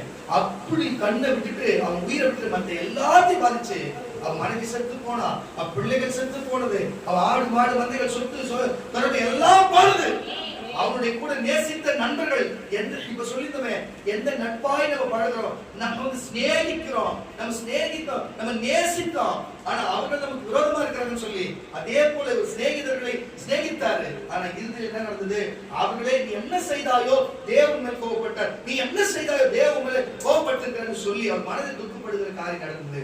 இன்றைக்கு ஒரு வேளை நீ நன்மையா பரிசுத்தமாய் வாழ்ந்து ஒழுங்கா ஜெபித்து ஒழுங்கா வேலை வாசித்து ஒழுங்கா சபைக்கு வந்து ஒழுங்கா ஊழியக்காரர்களுடைய ஒரு காரியத்தை சொல்லி ஒழுங்கா ஜெபித்து அதை நிறைவேற்றுகிற இந்த 4 காரியத்தை நீ கரெக்டா பயன்படுத்துற ஒரு சகோதரி இருப்பேன் என்று சொன்னா, உனக்கு ஏதாகிலும் ஒரு பிரச்சனை வரும் என்று சொன்னா, இப்படி வாழ்ந்த உனக்கு வருதுன்னு சொன்னா, இந்த உலக மனுஷர்களும் அப்படிதான் பேசுவாங்க. நீ அதை கண்டு பயப்படாத. உனக்கு ஏன் கைவலி, உனக்கு ஏன் கால்வலி, உனக்கு ஏன் அது, உனக்கு ஏன் இது, உனக்கு ஏன் அது என்று சொல்லி நம்மளை குற்றப்படுத்துகிறது போல நம்மளை வேதனைப்படுத்துவாங்க. ஹல்லேலூயா. பாருங்க, நான் நிறைய பேர் பார்த்திருக்கிறேன், நம்ம வீட்டாண்ட எதனா ஒரு விஷயம், எங்க நாய்க்கோ எங்களுடைய புறாக்கோ எங்களுடைய குடும்பத்துக்கோ யாருக்கா ஒண்ணு வச்சுக்கோங்களேன், அப்பேற்பட்ட ஒரு மனமகிழ்ச்சி உண்டாகி எப்படி இது நம்ம அது நடந்திருக்கிறது சந்தோஷமான காரியமா தான் இருக்கும்.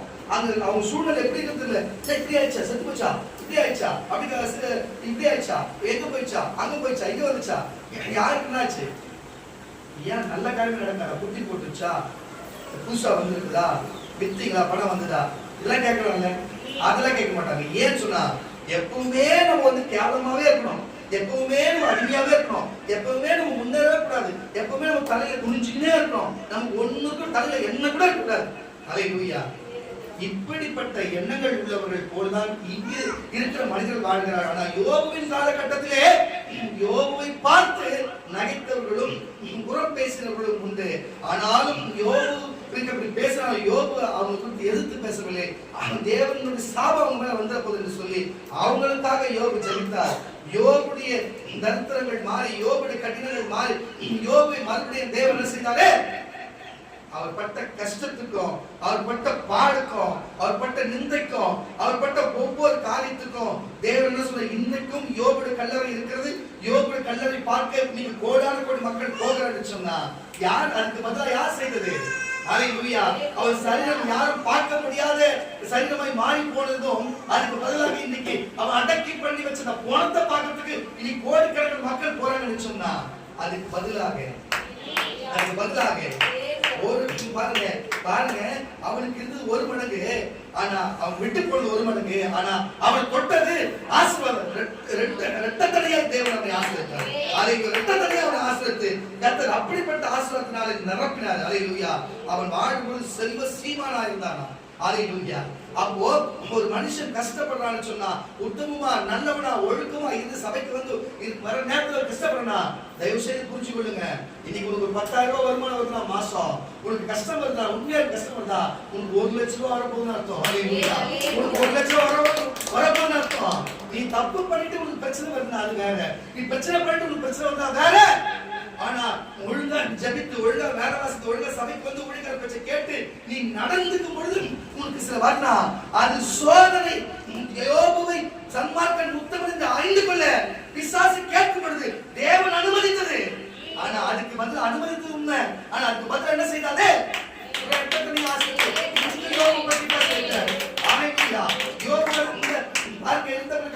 அவங்க மனைவி பேர் கூட சொல்லப்படல, ஆனா யோபு இன்னைக்கு பேசிருக்கிறாருன்னா அவர் அப்படி சன்மார்க்கம் உத்தமமா வாழ்ந்தாரு. உன்னுடைய சன்மார்க்கத்தை உத்தமத்தை அவர் காணும்படிக்கு அனுமதிக்கலாம். ஆனா அதுக்கு பதிலாக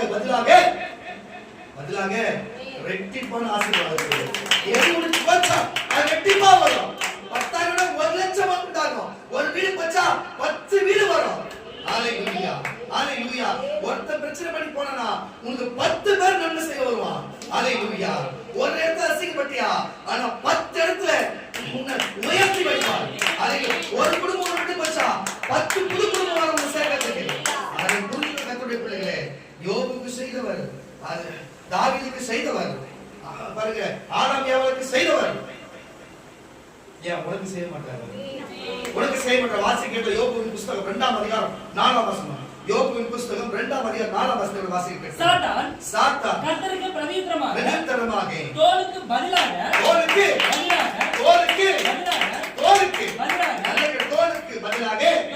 தோலையும் தன் ஜீவனுக்கு பதிலாக உயிருக்கு பதிலாக தனக்கு உண்டான அவன் வச்சிருக்கிற எல்லா சொத்து தனக்கு உண்டான எல்லாவற்றையும் மனுஷன் கொடுத்து விடுவான். ஆனாலும் நீ உன்னுடைய கையை நீட்டி அவன் எலும்பையும் அவன் மாம்சத்தையும் தொடுகிறானால் அப்பொழுது அவன் உமது முகத்துக்கு எதிரே முகத்துக்கு எதிரே உம்மை தூசிக்கிறானோ பாரும் என்றார். பிசாசு என்ன காரியம் செய்யற? தூசிக்கிறவனை பாரு, அப்படி அவங்க கிட்ட நிலத்தி பிடிக்குது பாரு என்று சொன்னா, அப்பொழுது கர்த்தர் சாத்தானை நோக்கி இதோ அவன் உன் கையில் இருக்கிற ஆனாலும் அவன் பிராணனை மாற்றி அவன் உயிரை மாற்றம் தப்பவிடும் என்றார். அவன் உயிரை மட்டும் விட்டுடு. அப்பொழுது சாத்தான் கர்த்தருடைய சந்நிதியை விட்டு புறப்பட்டு போய் யோபின் உள்ளங்கால் தொடங்கி அவன் உச்சந்தலை மட்டும் கொடிய பருக்கினால் அவனை வாதித்தான். அவன் ஒரு ஓட்டை எடுத்து தன்னை சுரண்டி கொண்டு சாம்பலிலே உட்கார்ந்து அப்பொழுது அவன் மனைவி அவனை பார்த்து இன்னும் உம்முடைய உத்தமத்திலே உறுதியாய் நிற்கிறியோ தேவனை தூசித்து ஜீவனை விடும் என்றார். ஆனா தூசித்து விடும் என்று சொன்னவர் தூசித்து ஜீவனை விட்டார். ஹல்லேலூயா. ஆனால் அவர் தூசிக்கவில்லை. இரட்டத்தனையான ஆசீர்வாதம். ஹல்லேலூயா. இரட்டத்தனையான ஆசீர்வாதம் அவரை பார்க்கவே இல்லை. இவர் சுதந்திரித்தார். இன்னமும் அவன் மனைவி கல்லறை எங்க இருந்தோ இல்லையோ குப்பையா போயிருக்கோம். ஆனா ஹல்லேலூயா, அவருடைய கல்லறை இன்னமும் இருக்கிறது. காரணத்தை நான் சொன்னது இப்போ தூசித்து விடும் ஜீவனை சொன்னார் பாருங்க, அந்த மனைவியுடைய கல்லறை சொல்லுகிறேன். ஹல்லேலூயா. இருக்கிறதுக்கு வாய்ப்பே இல்லை. ஹல்லேலூயா. எதுக்கு சொல்லுகிறேன்? கர்த்தருடைய பிள்ளைகளே, தேவனுக்கு உத்தமமாய் சன்மார்க்கமாய் வாழ்ந்த தேவன் விசுவாசி கேட்டுக்கொண்டு விசுவாசிக்கு தேவன் அனுமதித்த காரியத்தினாலே யார் உத்தமன் என்றும் சன்மார்க்கன் என்றும் இரட்டிப்பான ஆசீர்வாதத்தை நிரப்பப்பட்டு இன்னைக்கு வேறு புகழோடு இருக்கிறான்னு சொன்னா, அதுக்கு பதிலாக தோலுக்கு பதிலாக தோலையும், ஜீவனுக்கு பதிலாக தன் வைத்திருக்கிற ஆஸ்தியையும், ஹalleluya, அதுக்கு பதிலாக ஜீவனுக்கு பதிலாக எது கொடுத்தாலும் இது அந்த ஒரு காரியம் உண்டாகாது.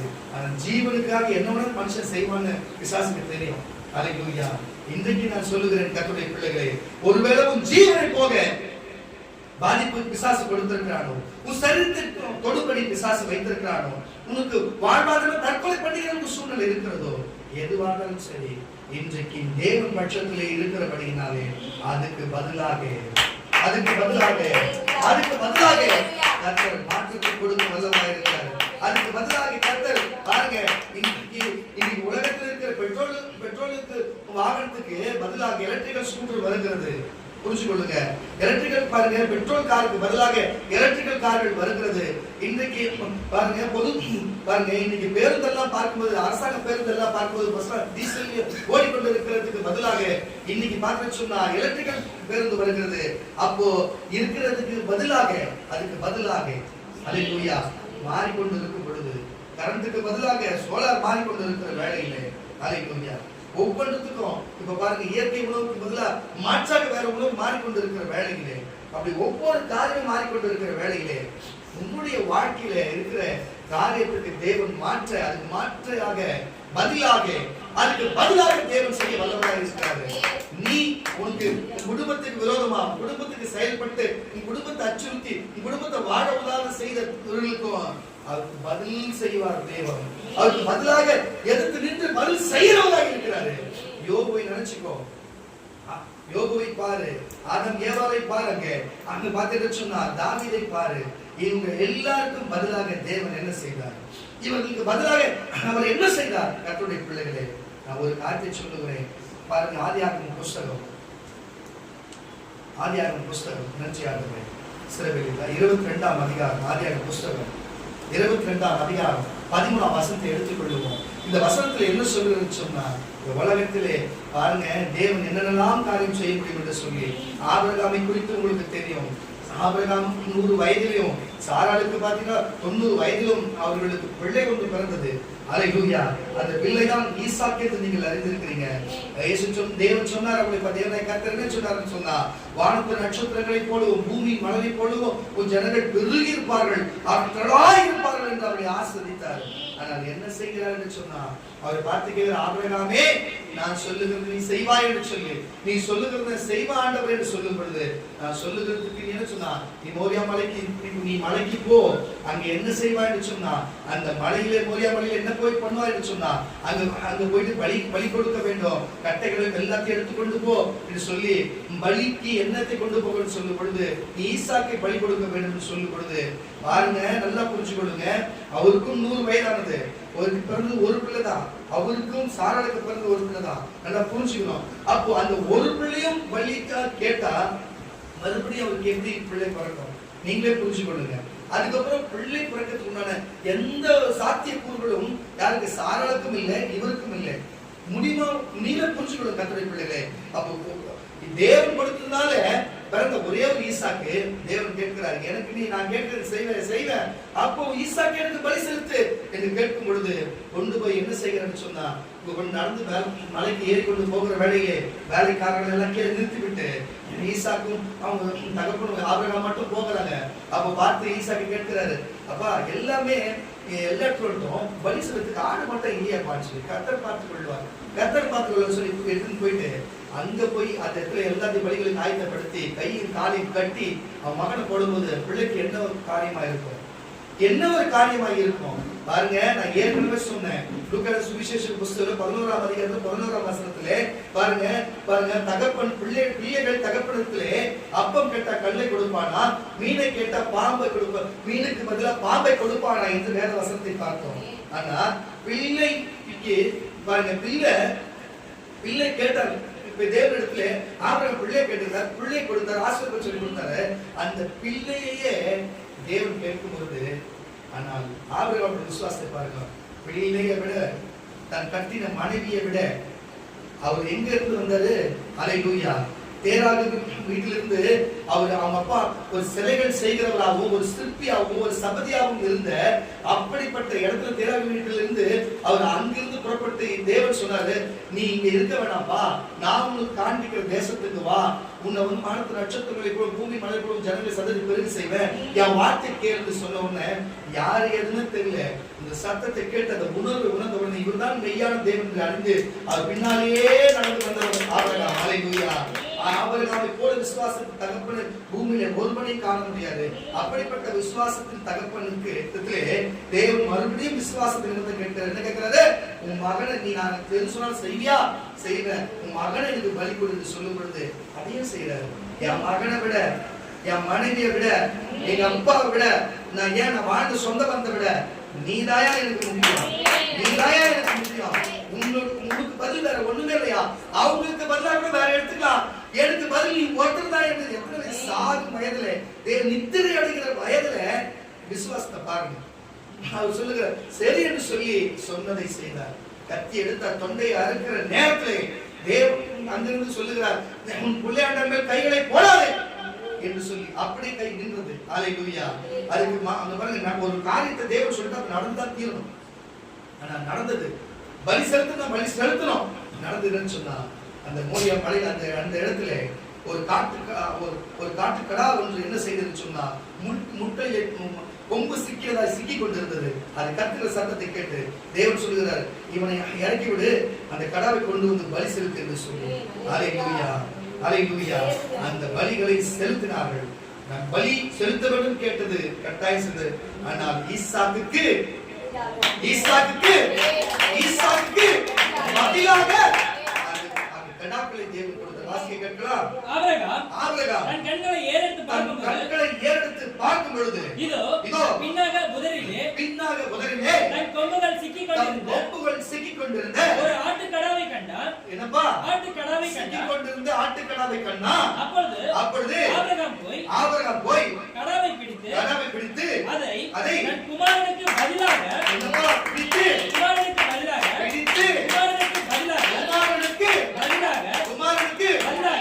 இன்னைக்கு உங்களுக்கு பதிலாக குமாரனே வந்தார். உங்களுக்கு பதிலாக குமாரனே கொடுத்தார். உங்களுக்கு பதிலாக குமாரனை கொடுத்தார். அந்த குமாரனுக்கு பதிலாக தகன பலியிட்டார். கரங்களை தட்டி சொல்லுவாங்க. அன்னைக்கு ஈசாக்குக்கு பதிலாக யார் ஜீவனை கொடுத்தது? யார் கொடுத்ததுங்க? அந்த மோரியா மலையில அங்க ஆட்டுக்கடா வந்தது யாரு? அடிக்கப்பட்ட ஆட்டுக்குட்டியாகிய அந்த கிறிஸ்துதான். ஹல்லேலூயா. அடிக்கப்பட்ட ஆட்டுக்குட்டியாகிய, ஹல்லேலூயா, பாவம் அறியாத ஆட்டுக்குட்டியாகிய அவர்தான் ஈசாக்குக்கு பதிலாக எந்த சந்ததி உருவாக வேண்டும் என்பதை கவலையா ஆபிரகாமின் சந்ததியா இன்னைக்கு இஸ்லாமியர்களும் இன்னைக்கு யூதர்களும் இன்னைக்கு விசுவாச தகப்பனாக நமக்கு ஆபிரகாம் என்று சொன்னா இயேசுவின் சந்ததி வந்திருக்கிறது. இன்னைக்கு இயேசுவின் சந்ததி என்று நான் சொல்லிக்கிறேன். ஆபிரகாம் இல்லடா, நம்ம இல்ல. ஆபிரகாமுக்கு பிறந்த ஒரே பிள்ளை அவர் யாரு? ஈசாக்கு. ஆபிரகாமுக்கும் பாருங்க சாராளுக்கும் பிறந்த ஒரே பிள்ளை யாரு? ஈசாக்கு. அந்த ஈசாக்கு என்ன நீ நாளைக்கு இல்ல. அப்ப முதல்ல நமக்காக அவர் என்ன செஞ்சிருக்கிறாரு? அவர் நமக்கு ஈசாக்குக்கு பதிலாக அப்படின்னா நம்ம சந்ததிக்கே பதிலாக அவரையே அர்ப்பணிக்கிறார். ஹல்லேலூயா. அப்ப ஆபிரகாம் விசுவாசித்து அவர் பேச்சை கேட்டது நிமித்தம் பிள்ளையும் கொடுக்க முடியும். பிள்ளைக்கு பதிலாக தன்னையே கொடுக்க முடியும். அவரால் பிள்ளைக்கு பதிலாக கடாவை கொடுக்க முடியும். பிள்ளைக்கு பதிலாக தன்னையே கொடுக்க முடியும். நான் சொல்லுகிற கர்த்தருடைய பிள்ளைகளே, அப்ப உன் வாழ்க்கைக்கு பதிலாக, உன் பிரச்சனைக்கு பதிலாக, உன் போராட்டத்துக்கு பதிலாக, நிந்தைக்கு பதிலாக, உன் கண்ணீருக்கு பதில் என் மகள நீ வாழ்க்கை குடும்பத்துல ஒவ்வொரு நாளும் கண்ணீரா இருக்க. உன் கண்ணீருக்கு பதிலாக, உன்னுடைய பாருங்க, உன்னுடைய கண்ணீருக்கு பதிலாக, உன் துன்பத்துக்கு பதிலாக, உன் துயரத்துக்கு பதிலாக, உன் பிரச்சனைக்கு பதிலாக, போராட்டத்துக்கு சபைக்கு வர முடியாத உன் துன்பப்படுத்துகிறார்களா? இந்த சபைக்கு உள்ள கலந்து கொள்ள முடியாது துன்பமா இருக்கிறதா? இயேசுவை தேடி வரும்போது துன்பமா இருக்கிறதா? வேலையில துன்பமா, வீட்டில துன்பமா, எல்லாத்தையும் துன்பத்தை குறித்து கவலையா, கண்ணீரா? பாருங்க, சாம்பலுக்கு பதிலாக சிங்காரத்தை கொடுக்கிற தேவன் அவர். ஹல்லேலூயா. கண்ணீருக்கு பதிலாக ஆசீர்வாதத்தை கொடுக்கிற தேவன். ஹல்லேலூயா. பாருங்க, ஆபிரகாமின் மகனாகிய ஈசாக்குக்கு பதிலாக அவர் கடாவாக மாறி கொடுக்க முடியும் சொன்னார். இன்றைக்கு நீ விசுவாசிகளிலே உனக்காகவும் எனக்காகவுமே அல்லேலூயா அவர் தன்னையே கொடுத்திருக்கிறாரு. அவர் தன்னையே கொடுத்திருக்கிறாரு. அதுக்கப்புறம் இந்த உலகத்துல வேற என்னையா கொடுக்காத போகிறாரு. லூக்காஸ் சுவிசேஷ புத்தகம் 11:11 வாசிக்கும் பொழுது அவர் பரிசுத்த ஆவியே கொடுத்திருக்கும் பொழுது, நீ கேட்கிற பரிசுத்த ஆவியே கொடுத்திருக்கும் பொழுது, இயேசு தன்னையே கொடுத்திருக்கும் பொழுது, இதுக்கு மேல என்னையா உங்களுக்கு என்னையா இருக்குது? சரி, அவர் சொல்லின வாயால அப்பவும் திருப்தி ஆகுங்க. ஏசாயா தீர்க்கதரிசன புத்தகம் 61ஆம் வசனம். ஏசாயா தீர்க்கதரிசன புத்தகம் 61ஆம் அதிகாரம் 3ஆம் வசனம் வாசிக்க கேட்கலாம். சியோனிலே துயரப்பட்டவர்களை கரங்களை தட்டி பெரிய கரகோஷம். இப்போ நம்ம சியோனுக்குள்ளே இருக்கிறோம். இது வார்த்தையை எடுத்துக்கொள்ளுங்க. வரலாறு எடுக்காதீங்க, வார்த்தையா. இது தேவன் உங்களுக்கு பேசுற வார்த்தை எடுத்து அப்பதான் உங்களுக்கு புரியும். உங்களுக்கு பிசாசுகள் மாம்சமும் வந்து சொன்னா வசனம் அப்படி நினைக்க கூடாதுங்க. உங்களுக்கு தேவன் பேசுற வார்த்தையை விசுவாசிக்கணும். அல்லேலூயா. ஏன்னா அதான் வார்த்தை. இப்போ வாசிங்க, அதெல்லாம் கேட்டுக்க. நீங்க அவர் சொல்லிட்டாரு, வாய் வார்த்தை சொல்றாரு, அதிகாரத்தோட சொல்லணும்ல. வாசிக்கலாம். சியோனிலே துயரப்பட்டவர்களை, நம்ம சபையில சரி, நம்ம சபை மக்களே, சியோனிலே துயரப்பட்டவர்களும் சரி, சீர்படுத்தவும், இன்னைக்கு உங்களை சீர்படுத்தவும், அவர்களுக்கு சாம்பலுக்கு பதிலாக சாம்பல்னா ஒண்ணுமே கிடையாது அர்த்தம். ஒண்ணுமே இல்லாத பிரச்சனை. சாம்பலுக்கு பதிலாக சிங்காரத்தையும் துயரத்துக்கு பதிலாக, நீ பட்ட துயரத்துக்கு என்ன விசுவாசம்?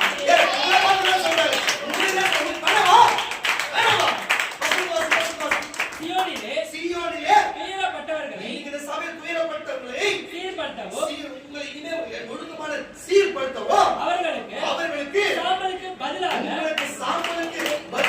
சிங்காரத்தையும், ஒண்ணுமே அவ்வளவுதான் என்று நீ காத்துல பார்க்கும் போது என்று சொல்லப்பட்ட உங்கள் சாம்பலை போல இந்த உங்களுக்கு சிங்காரத்தையும், துயரத்துக்கு பதிலாக ஆனந்த தைலத்தையும், ஒடுங்கின ஆவிக்கு பதிலாக துதியின் உடையை கொடுக்கவும் அவர் என்னை அனுப்பினார். அவர்கள் கர்த்தர் தம்முடைய மகிமைக்கென்று நாட்டின நீரின் விருட்சங்கள் எனப்படுவார்கள். தொடர்ந்து வாசி. என்ன வாசிது? அப்படி மூணாவது பேச வந்துட்டு தொடர்ந்து வாசிங்க. அவர்கள் நெடுங்காலமாய் 9 வரை வாசிங்க. அப்படி புரியும். அவர்கள் நெடுங்காலமாய் பாழாய் கிடந்தவைகளை கட்டி, உங்களை பார்த்து நெடுங்காலமாய் பாழாய் இருக்கிறதை கட்டி, பூர்வத்திலே நிர்மூலமானவைகளை, ஒண்ணுமே இல்லாத போனவைகளை எடுப்பித்து தலைமுறையா இருந்து கிடந்த பாழான பட்டணங்களை புதிதாய் கட்டுவார்கள். மறுபடியும் புதுப்பித்து கட்டுவார்கள். மறுஜாதியார் நின்று கொண்டு மந்திகளை மேய்த்து அந்நிய புத்திரர்கள் உங்களை பட்டணியார்களையும் பண்ணையாட்களையும் உங்கள் திராட்சை தோட்டக்காரர்களாக இருப்பார்கள். புரியுதா இல்லையா? எங்கெல்லாம் நீ அடிமையா இருக்கியோ உனக்கு வேலை செய்ய ஆள் வருவாங்க. அதுதான் சொல்ல வருகிறார். உனக்கு உன் பண்ணையில் உன் திராட்சை தோட்டத்துக்கு உனக்கு வேலையாட்கள் வருவாங்க. நீங்களோ கர்த்தரின் ஆச்சரியம் என்று சொல்லப்படுவீர்கள். உங்களை நமது தேவனுடைய பணிவிடைக்காரர் என்பார்கள். நீங்கள் ஜாதிகளின் செல்வத்தை அனுபவித்து அவர்கள் மகிமையை கொண்டு மேன்மை பாராட்டுவீர்கள். உங்கள் வெட்கத்துக்கு பதிலாக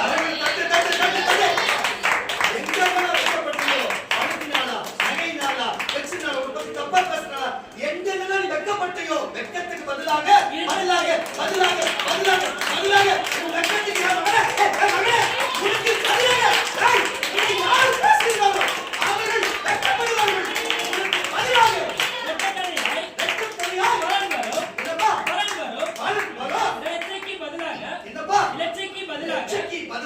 தங்கள் பாதத்தில் சந்தோஷப்படுவார்கள். தங்கள் தேசத்திலே இருக்கிற இடத்திலே வாழ்கிற இடத்திலே இரட்டிப்பான சுதந்திரம் அடைவார்கள். நித்திய மகிழ்ச்சிக்கு எப்பவுமே மகிழ்ச்சிக்கு அவர்களுக்கு உண்டாகும். கர்த்தராகிய நான் அவருக்கு சொல்றதுக்கு அவரே அங்கீகாரம் கொடுக்கிறார். கர்த்தராகிய நான் இதை விரும்பி கொள்ளை போக்கினாலும் இடைப்பட்ட தகன பலியை வெறுக்கிறேன். பாருங்க, பலிகளை நான் வெறுக்கிறேன். நான் அவர்கள் கிரியை உண்மையாக்கி, அவங்க கிரிகளை எல்லாம் உண்மையாக்கி அவர்களோடு நித்திய உடன்படிக்கை பண்ணுவேன். அவர்கள் சந்ததியானது ஜாதிகளின் நடுவிலும் அவர்கள் சந்தானமானது ஜனங்களின் நடுவிலும் அறியப்பட்டிருக்கும். அவர்களை பார்க்கிற யாவரும் அவர்கள் கர்த்தரால் ஆசீர்வாதம் பெற்று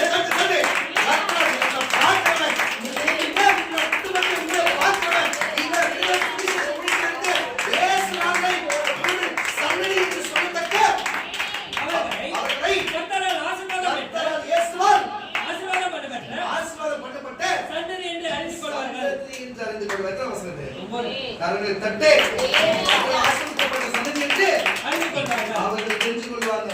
உன்னை வெட்கப்படுத்தினவனோ, அல்லேலூயா, துன்பப்படுத்துறவனோ, துயரப்படுத்தினவனோ, அதுக்கு பதிலாக எவ்வளவு ஆசீர்வாதத்தை கொடுத்திருக்கிறார். நீ என்ன பண்ணணும்? ஒழுங்கா ஜெபிக்கணும், ஒழுங்கா வேதத்தை வாசிக்கணும், ஒழுங்கா சபைக்கு வரணும், ஊழியக்காரர் சொல்ற பேச்சை கேட்டு செய்யணும். செய்யலாமா செய்யக்கூடாது கேட்டுதான் செய்யணும். இப்படி சட்டத்திட்ட இருக்கணும். இந்த 4 காரியத்தை நீ செஞ்சா இந்த வார்த்தை எல்லாம் உங்களுக்கு பலிக்கும். ஒருவேளை நேற்று செய்யாத இருந்தாலும் பரவாயில்ல, இனிமே செய், இனிலிருந்தே பலிக்கும். அவர் ஆபிரகாமுக்கு மட்டுமல்ல, ஆதாம் ஏவாளுக்கு மட்டுமல்ல, அல்லேலூயா, அவர் பாருங்க, அவர் தாவீதுக்கு மட்டுமல்ல, யோபுக்கு மட்டுமல்ல, இன்னைக்கு உனக்கும் எனக்குமே ஏசாயா தீர்க்கதரிசி கொண்டு இன்னைக்கு இப்பேற்பட்ட வார்த்தை நமக்கு கொடுத்திருக்கிறார். இப்பேற்பட்ட வார்த்தை கொடுத்திருக்கிறார் என்பதை மட்டும் நீங்க புரிஞ்சு கொள்ளுங்க. கர்த்தருடைய பிள்ளைகளே, நீங்க புரிஞ்சு கொள்ளுங்க. வாசிக்க அதே ஏசாயா தீர்க்கதரிசி புத்தகம் 43ஆம் அதிகாரம், ஏசாயா தீர்க்கதரிசி புத்தகம் 43ஆம் அதிகாரம் 4ஆம் வசனத்தை வாசிக்க கேட்கலாம். ஏசாயா தீர்க்கதரிசி புத்தகம் 43ஆம் அதிகாரம். நீ என் பார்வைக்கு அருமையானபடியால் கனம் பெற்றாய். தட்டு. அப்போ நீ என் பார்வைக்கு அருமையானபடியால் கனம் பெற்றாய். நான் உன்னை சிநேகித்து ஆதலால் உனக்கு பதிலாக நான் அதான் சொல்றேன். அவங்க சிநேகிக்கிறாரு. ஆனா சிநேகிக்கிறதுக்கு பதிலாக அவர் சிநேகிக்கணும் என்ன செய்யணும்? தினந்தோறும் ஜெபிக்கணும், வேதத்தை வாசிக்கணும், தினந்தோறும் வாரமான கரெக்டா சபைக்கு வரணும். எந்த காரியம் செஞ்சாலும் ஊழியக்காரரோட ஆலோசனை கேட்கணும். இப்படி இருக்கிறவங்க எப்படி இருக்கிறோம்னா வசனம் வாசி. இப்படி செய்கிறவங்க தேவனுடைய பார்வைக்கு வாசி. அவருடைய பார்வைக்கு இப்படிப்பட்ட அவருடைய பார்வைக்கு அருமையானபடியால் கனம் பெற்றாய். நானும் உன்னை சிநேகித்தேன். அதனால் உனக்கு பதிலாக நீ சிநேகித்ததுக்கு பதிலாக மனுஷர்களையும் உன் ஜீவனுக்கு ஈடாக எல்லாம் கேட்டுங்க, உன் ஜீவனுக்கு ஈடாக ஜனங்களையும் கொடுப்பேன். பயப்படாதே, நான் உன்னோடு இருக்கிறேன். நான் உன் சன்னதியை இலக்கிலிருந்து வரப்பண்ணி உன்னை மேற்கிலும் இருந்து கூட்டி சேர்த்து நான் வடக்கை நோக்கி கோடி என்னும் தெற்கை நோக்கி வைத்திராதே என்று சொல்லி தூரத்தில் இருக்கிற என் குமாரரையும் பூமியின் கடையாந்தரத்தில் இருந்து என் குமாரத்திகளையும் நான் என் மகிமைக்கென்று சிருஷ்டித்து உருவாக்கி படைத்து என் நாமம் இயேசுவின் நாமம் தரிக்கப்பட்ட யாவரையும் கொண்டு வா என்பேன். கண்கள் இருந்தும் குருடாய் இருக்கிற ஜனத்தையும் காதுகள் இருந்து எல்லாம் கேட்டுங்க. பாயிண்ட் என்ன வரான்னு பாருங்க. அவங்களும் உங்களுக்கு தான் கொடுப்பாரு. பசி கண்கள் இருந்தும் காதுகள் குருடாய் இருக்கிற காதுகள் இருந்தும் செவிடராய் இருக்கிறவர்களையும் புறப்பட்டு வரப்பண்ணுவேன். சகல ஜாதிகளும் ஏகமாய் சேர்த்துக்கொண்டு சகல ஜனங்களும் கூட்டி வரட்டும். இதை அறிவித்து உண்மை சம்பவங்களை நமக்கு தெரிவிக்கிறவன் யார்? கேட்டு மெய்யென்று சொல்லக்கூடும்படிக்கு அவர் தங்கள் சாட்சிகளை கொண்டு வந்து யதார்த்த வண்ணமாய் விளங்கட்டும். நானே அவரை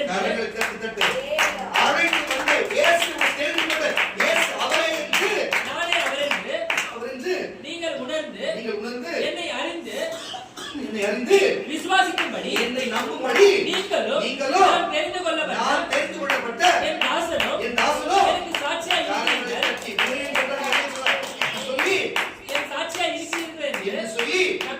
கர்த்தர் சொல்லுகிறார். எனக்கு முன் ஏற்பட்ட போது கருணை தட்டி வரல சொல்லுவோம். அப்போ அவர் சொல்லுகிறார், உங்களுக்கு மனுஷருக்கு பதிலாக எத்தனை காரியத்தை செய்கிறார்கள். அவர் நம்பும் பொழுது, அவர் நேசிக்கும் பொழுது, ஜபிக்கும் பொழுது, வேத வாசிக்கும் பொழுதும், சபைக்கு வரும் பொழுதும், ஆலோசனை கேட்டு செய்யும் பொழுதும், அந்த நாட்களை தீர்க்கதரிசி நான் ஏன் என்ன கேட்டு கேட்டு செய்யணும் கூட சொல்ல புரியுதா இல்லையா? ராஜாக்கள் எல்லாம் தீர்க்கதரிசி தான் போய் பார்த்தாங்க. அந்த நாட்களில் இருந்து எல்லா தீர்க்கதரிசி பார்த்தாங்க. ஆனா இப்ப அநேகத்துல இல்லைனாலும் உங்களுக்கு நீங்க கற்றுக் கொடுத்துருக்காங்க. அது கடைபிடிக்கணுமா இல்லையா? அது பிடிக்காம இந்த தன்னிச்சையா செய்த தப்ப பாவமா இல்லையா? அதனால புரிய வைக்கும் தான் சொல்லுகிறேன். அல்லேலூயா. அன்றைக்கு ஏசாயா இருந்தாரு, எரேமியா இருந்தாரு, தானியேல் இருந்தாரு, ஓசியா இருந்தாரு, ஒபேதியா இருந்தாரு, ஆமோஸ் இருந்தாரு, செபனியா இருந்தாரு. இன்னைக்கு கர்த்தர் அருள்ராஜன் கொடுத்திருக்கிறார். பயன்படுத்தினோம், பயன்படுத்தினோம் கர்த்தரை பிள்ளைகளை. இப்படிப்பட்ட காரியங்கள் இருக்கிறது, இப்படிப்பட்ட காரியங்கள் இருக்கிறது. இப்படிப்பட்ட காரியத்தை தேவன் நமக்கு கொடுத்திருக்கிறார். இப்படிப்பட்ட காரியத்தை குறித்து நம்ம சொல்லியிருக்கிறார். நீங்க புரிஞ்சு நடக்கும் பொழுது கர்த்தர் நான் சொல்லுகிறேன், இது எல்லாத்தையும் செஞ்சாச்சு. சரி சரி, நமக்கு விரோதமா செய்யறவங்க என்ன செய்யலாம்? இப்போ என்ன சொல்லிட்டாரு, நான் உங்களுக்கு விரோதமா செஞ்சவனுக்கு எல்லாமே உனக்கு ஆசீர்வாதத்தை கொடுப்பேன், நான் உங்க கூட இருப்பேன், எல்லாத்தையும் கூட்டி சேர்ப்பேன், செய்வேன்னு சொல்லி வார்த்தை கொடுத்தாரு. இப்படி செஞ்சா உனக்கு பதிலாக, ஆனா அவன் என்னதான் செஞ்சாலும் சரி, நீ எப்படி செய்யணும், அவர் செய்யறதான்னு சொன்னாரு. புரிஞ்சுக்கோ, நீ செய்யறத செய்ய, நான் உனக்கு செய்யறதான்னு சொன்னாரு. ஆனா நீ இப்படிப்பட்ட உனக்கு விரோதமா செய்கிற, உனக்கு விரோதமா எழுதுகிற மக்களுக்கு நீ எப்படி இருக்கணும்? சபையில நீ சபைக்குள்ள எப்படி இருக்கணும், வெளியில எப்படி இருக்கணும்?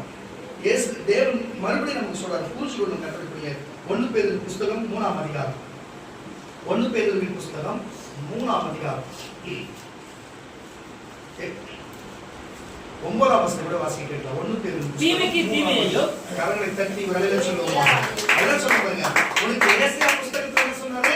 உனக்கு ஆசீர்வதிப்பேன்னு சொன்னாரு, உனக்கு அதை கொடுப்பேன் இதை கொடுப்பேன்னு சொன்னாரு. சரிதான், நீ கஷ்டப்பட்டேன்னு சொன்னாரு, கொடுப்பேன்னு சொன்னாரு. ஆனா இப்ப நீ கஷ்டப்பட்டு நல்லா இருக்கிற, நீ நல்லா இருக்கும்போது சரி, உனக்கு தேவன் யோபு தனிப்பட்ட சோதிக்கும் போது சரி, உனக்கு 2 காரியம் இருக்குது. ஆனா செய்யறவர் அவர் எதனா செய்யட்டும், உனக்கு விரோதமா இருக்க அடிமைப்பட்டு அடிக்கிட்டோம் வச்சுக்கிட்ட அவரோட போட்டோம், அவர் புள்ளிங்க அவர் என்னவா செய்யட்டும், நீ எதுவுமே செய்யக்கூடாது. இப்ப என்ன சொல்றதோ அதை நீ கடைபிடிக்கும் பொழுது ஏசாயால சொல்லப்பட்ட தீர்க்கதரிசன வார்த்தைக்கு வாழ்க்கையில் கிரியை செய்யும். அப்பதான் நீ கிறிஸ்தவனா இருப்ப. நான் உனக்கு சொன்னதுல ஒழுங்கா வீட்டுல ஜெபிக்கணும், ஒழுங்கா வீட்டுல வார்த்தை தியானிக்கணும், ஒழுங்கா சபைக்கு வாரம் ஓடி வரணும், மூளைக்காரங்க கேட்க செய்யணும். இது நான் உனக்கு சொல்லிக் கொடுக்குறது. அல்லேலூயா. தேவன் உனக்கு என்ன சொல்லிக் கொடுக்குறாரு பாரு, வாசிக்க கேட்க. தீமைக்கு தீமையோ, அதான் சொல்லுங்க, உனக்கு ஒருத்தன் தீமை செய்கிறான்னா தீமைக்கு தீமையோ, உதாசீனத்துக்கு, அவங்க உதாசீனத்துக்கு பதில் உதாசீனத்தையும் சரி கட்டாமல், நீங்க சரி கட்டாமல், அதற்கு பதிலாக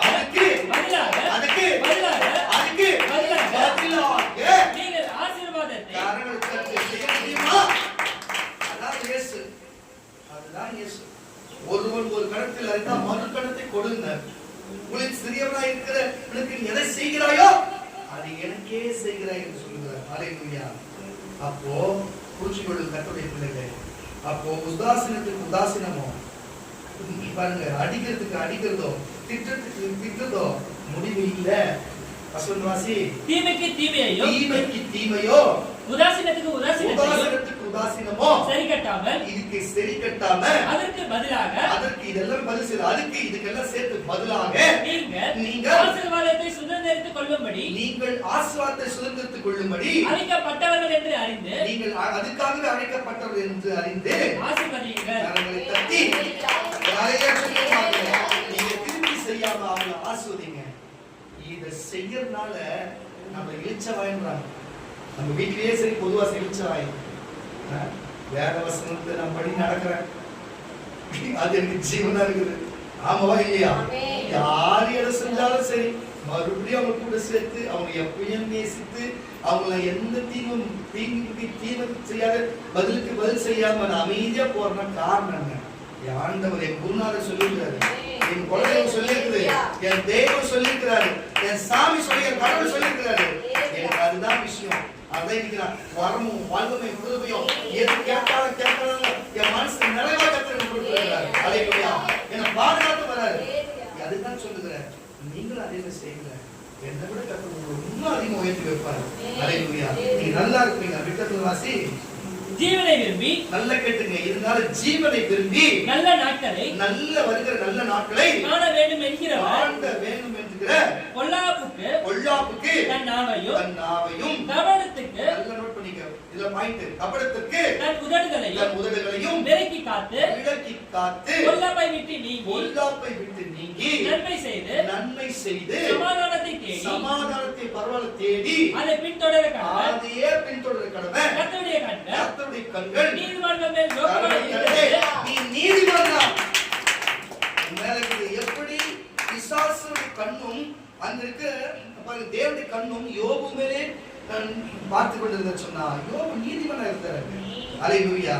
அதனால்தான் அவன் கெடுக்கலாம் என்று பிசாசு பார்த்தா அவனை காப்பாற்றலாம் என்று தேவன் பார்த்தார். இதில் இரட்டிப்பான நன்மை கொடுத்து அவனை ஆசீர்வதித்து இன்னைக்கும் பேசும்படி வைத்திருக்கிறார். நீங்களும் அப்படித்தான்.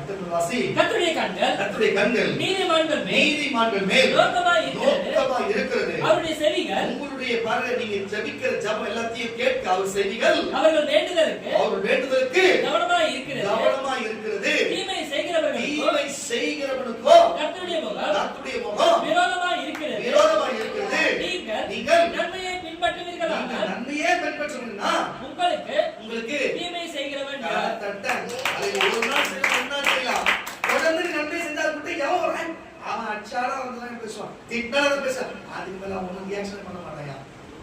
நன்மை செய்கிறவன் தீமை செய்கிறவன் யாருன்னு கேட்கிறாரு. அப்படி யாரும் இல்லாத போல வருவான் எல்லாம் பண்ணுவான். இதுக்கு மேல அந்த ரியாக்ஷன் பண்ண மாட்டானா. அவரை தான்டா போடணும், அவனே போயிடுவான். அப்போ நன்மை செய்கிறவன் தீமை செய்கிறவன் யார்? நீதி நிமித்தமான நீங்கள் பாடுபட்டால் நீங்க அதுதான் யோகப்பட்டார் பாருங்க. நீதி நிமித்தமான யோகப்பட்டது போல ஆபிரகாம் பட்டது போல அங்க தாவீது பட்டது போல இப்ப பரிசுத்தமா இருக்க நீங்க படுகிறது போல பாக்கியவான்களா இருப்பீர்கள். அதனால சொல்றேன், நீ நீதி நிமித்தம் துன்பப்பட்டா பாக்கியவான்களா இருப்பீர்கள். அவர்களுடைய பயமுறுத்தலும் நீங்கள் பயப்படாமலும் இந்த உலகத்துல பிசாசு மனுஷன் இருக்கிற பயமுறுத்தலுக்கு பயப்படாதீங்க. பயப்படாமலும் கலங்காமலும் இருந்து கர்த்தராகிய தேவனை உங்கள் இருதயங்களில் பரிசுத்தம் பண்ணுங்க. உங்களில் இருக்கிற நம்பிக்கையை குறித்து உங்களிடத்தில் விசாரித்து கேட்கிற கேட்கிற யாவருக்கும் சாந்தத்தோடும் வணக்கத்தோடும் உத்தரவு சொல்ல எப்பொழுதும் ஆயத்தமாயிருங்கள். எத்தனை வருஷமா இது? 19 வாசி. கிறிஸ்துவுக்கு என்று கேட்ட உங்கள் நல்ல நடக்கைகளை தூசிக்கிறவர்கள் உங்களை அக்கிரமக்காரர்கள் என்று சபைக்கு வர அங்க போறேன்னு சொல்லி பின்னால பேசுறாங்களா, அவர் அக்கிரமக்காரர்கள் என்று உங்களுக்கு விரோதமாய் பேசுகிற விஷயத்திலே வெட்கப்படும்படி அவங்களே வெட்கப்படும்படிக்கு மனசாட்சி உள்ளவராய் இருங்க. நீதி செய்து பாட அனுபவிப்பதிலும் தேவனுக்கு சித்தமானா நன்மை செய்து பாட அனுபவிப்பதில் தப்பு செய்து நன்மை செய்து பாட அனுபவிப்பதே மேன்மையாய் இருக்கும். ஏனெனில் கிறிஸ்துவும் நம்மை தேவனிடத்திலே சேர்க்கும்படிக்கு அநீதி உள்ளவர்களுக்கு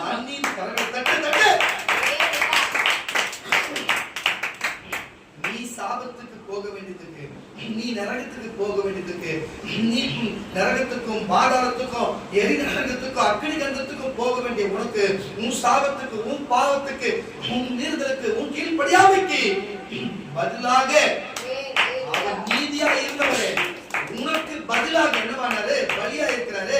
அவர் தன்னை ஒப்புக்கொண்டு வாசி. கிறிஸ்து நம்மை தேவனிடத்திலே சேர்க்கும்படி அநீதி உள்ளவர்களுக்கு பதிலாக அநீதி உள்ளவனுக்கு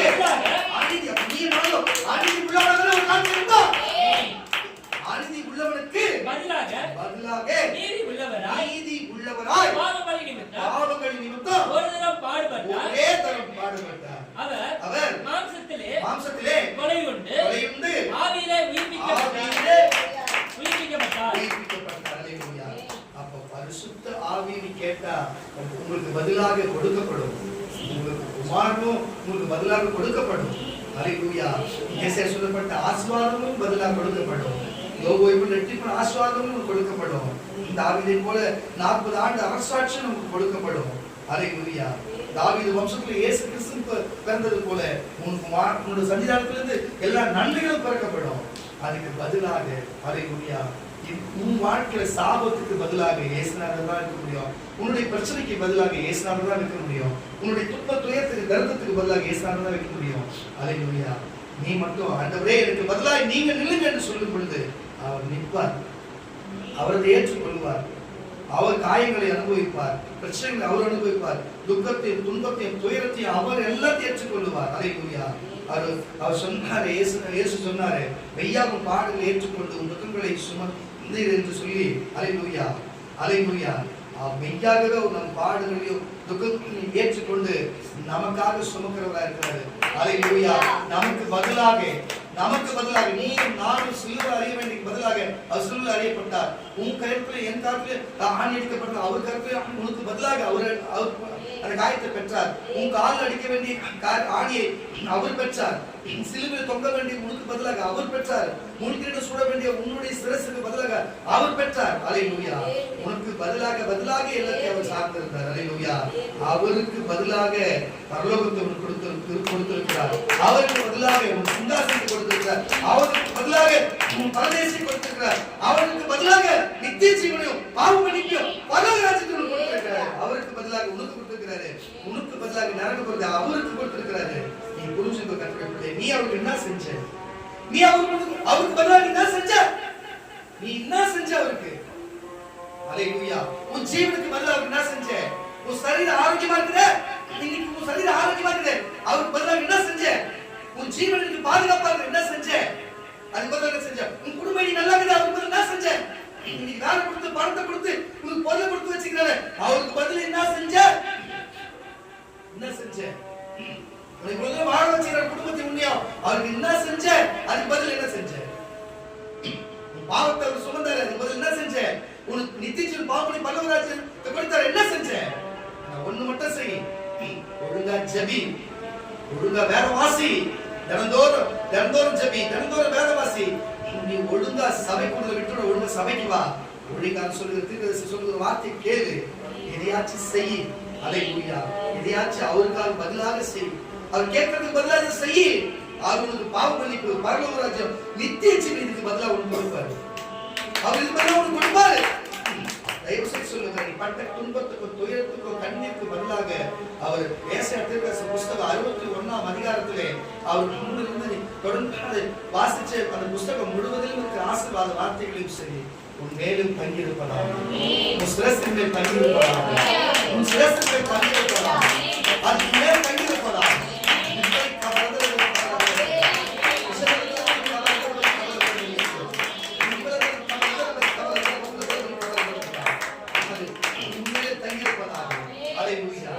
நீ அவருக்கு பதிலாக என்ன செய்ய போற? ஒரே செய்ய போறியா? பைபிளாச்சு போக போறியா? சுவிசேஷம் சொல்ல போறியா? சபையில தான் எடுத்து செய்ய போற? என்ன செய்ய போற? என்ன பண்ண போற?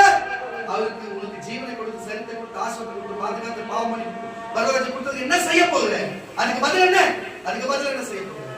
இப்ப அதுக்கு பதில் செய்கிறவர்களா இருக்குன்னு சொன்னா எல்லாம் எழுந்து இருக்கும். அதுக்கு பதில் செய்கிறவர்களா எழுந்து இருக்கும்.